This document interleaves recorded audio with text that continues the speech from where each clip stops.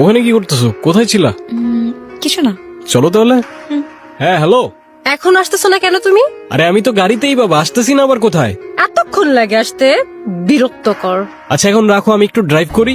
কেন যে আমি তোমারে ভালোবাসতে গেছিলাম, বাবার পছন্দ করা ছেলেরে বিয়ে করলেই ভালো হইতো। উফ, বাবা।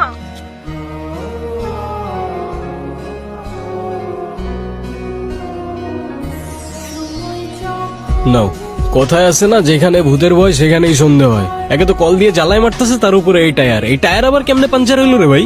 আই ডোন্ট নো, মেবি মায়া করছে। মানে আমার কোনো দোষ নাই।